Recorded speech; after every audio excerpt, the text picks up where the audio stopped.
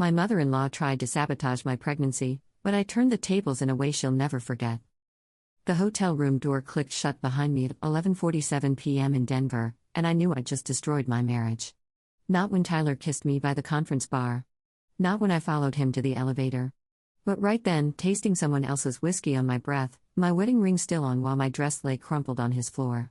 The worst part? I wasn't even drunk. I'd had 2 glasses of wine, perfectly coherent when I texted my husband conference running late, love you, while Tyler's hands were already on my waist. The message showed read at 11:23. Mason had hearted it. He was probably in bed now, setting his alarm early to get our daughters ready for school alone, thinking his wife was networking, building her career, making their sacrifices worth it. 6 years married, 2 kids at home with him right now. Ella, 7, and Sophie, 4. Mason trusted me completely. Have fun at your boring work thing, he laughed, kissing me goodbye at the airport. We'd been good, stable, maybe a little predictable. Saturday soccer games, Sunday meal prep, sex twice a week if we weren't too tired. My friend Jessica kept saying I settled too young at 24, that Mason was sweet but boring, that I missed out on my wild years. She showed me her Hinge matches, guys with boats and abs, adventures in Cabo. You could have had that life, she'd say. Social media didn't help. Every scroll showed couples traveling to Santorini while Mason and I did daycare drop-off and mortgage payments. Women my age posting from Miami in designer bikinis while I wore the same Target leggings 3 days straight. Tyler was everything Mason wasn't.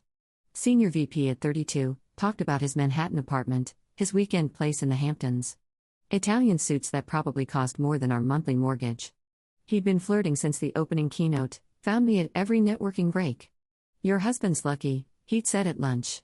By dinner, it was your husband doesn't know what he has. Other women at the conference noticed him noticing me. For the first time in years, I felt seen, wanted, like I was more than someone's mom and wife. I told myself it was harmless, just attention, just validation that I still had it. The lies came so easily. When he suggested drinks, I thought I could handle it. When he said his room had a better view of the city, I pretended I didn't know what that meant. My phone lit up while Tyler was in the bathroom, Mason, sending a photo of our daughters asleep in our bed. They wanted to wait up for mommy's call. Ella made you a picture. I could see it on the nightstand, probably another crayon drawing of our family, 4 stick figures holding hands. I threw up in Tyler's bathroom. When I came out, Tyler was scrolling his phone, already bored. You good? He asked without looking up. The conference had 2 more days. I flew home that night, paid $900 to change my flight, told Mason I got food poisoning. He picked me up at 2 a.m., helped me to bed, held my hair when I dry heaved from guilt. Must have been the convention center food, he said, rubbing my back. I'm just glad you're home. 3 days later, my coworker Sarah called. Just thought you should know, Tyler's been showing people screenshots of your texts. And there's a photo. The bathroom mirror selfie I'd sent him from the hotel, in my underwear, thinking I was sexy, thinking I was desired. It was already in a group chat with half the industry. Mason was at work. The kids were at school. I sat in our kitchen, staring at the family calendar on the fridge, knowing it was over. Ella's dance recital was Friday. Sophie's parent-teacher conference next week. All these careful plans, this life we'd built appointment by appointment, was about to shatter. I thought about deleting everything, denying it, gaslighting Mason if needed.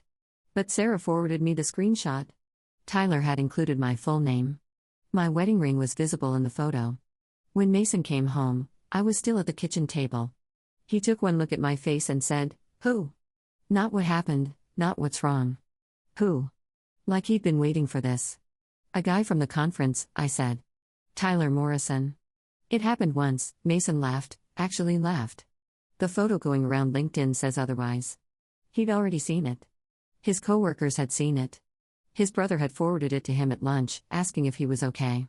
He picked up his keys, wallet, didn't pack anything. Mason, please, the girls. He stopped at the door. The girls deserve better than a mother who throws away their family for conference dick. First time I'd ever heard him curse about me.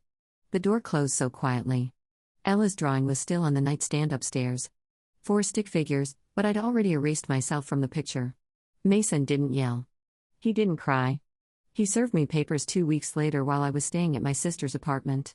The photo had already circulated through my company's Slack before HR caught it. Tyler kept his job, he was too valuable to lose over a consensual encounter between adults. I was restructured out within a month. They gave me a severance package with an NDA, enough to cover 3 months of rent.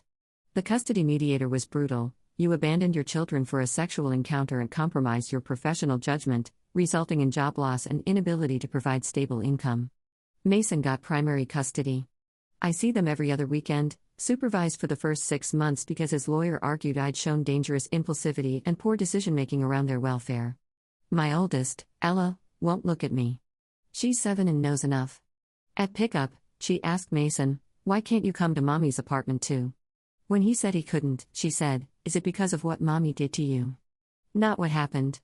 What Mommy did. Sophie, only 4, keeps asking when I'm coming home. Mason had to explain that Mommy has her own home now. She cried so hard she threw up. The therapist says she's showing signs of attachment disruption. $180 a session to hear how I traumatized my baby. The friend group chose sides immediately. Jessica, who pushed me toward something better, posted about the sanctity of marriage and unfollowed me. "I never told you to actually do anything," she said when I confronted her. "I was just talking." The mom friends from school pickup treat me like I'm contagious. I switched Ella's dance studio because the other mothers whispered. Tyler blocked my number the day after I got fired. His LinkedIn still says building exceptional teams through authentic leadership. He got promoted last month. Senior Executive VP. He's engaged to someone from legal, a woman 10 years younger who comments heart emojis on all his posts.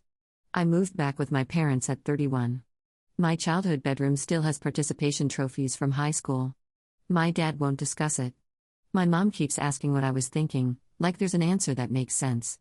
He was a good man, she says. A good father. Was. Past tense. Like Mason died instead of just cutting me out surgically from his life. I work retail now, afternoon shifts that work around my limited custody schedule. Folding clothes at Ann Taylor, wondering if the customers can smell the failure on me. Last week, I saw Mason at Target with the girls and his new girlfriend. Sophie ran to me, then stopped halfway, looking back at her dad for permission. He nodded, but his eyes were hollow when they met mine. The girlfriend was wearing the kind of sundress I used to mock as basic. She touched my daughter's hair so gently. They looked like a catalog family, the life I torched for a man whose last name I sometimes forget. The girlfriend bent down to Sophie's level, said something that made her laugh. Ella was holding her hand. My daughters, calling another woman's name with the voice they used to use for me. My therapist asks what I learned. I learned that deserving better is the gateway drug to losing everything. That stable love feels boring until it's gone. That your children's trust, once broken, doesn't heal just because you're sorry. That 11 minutes of terrible sex costs more than money can calculate. Mason remarried last month. Ella was the flower girl. Sophie carried the rings. I saw the photos on his sister's Instagram before she blocked me. My daughters in matching dresses I didn't pick, smiling wider than they do during my weekends. The caption said finally, "The family they deserve." I scroll through old photos sometimes, from before. Mason building the girls' swing set. Sunday pancakes. His face when I told him I was pregnant with our second. All deleted from his phone now, like 7 years never happened. The conference was 11 minutes and a lifetime of consequences. Tyler probably doesn't remember my last name. Mason won't forget what I threw away. The girls will grow up knowing Mommy chose a stranger over Daddy. Over them. I thought I was choosing adventure, choosing passion, choosing what I deserved. I chose to become a cautionary tale my daughters will hear when they're old enough to wonder why Mommy only gets every other weekend, and why Daddy sometimes looks so sad when he drops them off at my apartment, even when he's smiling.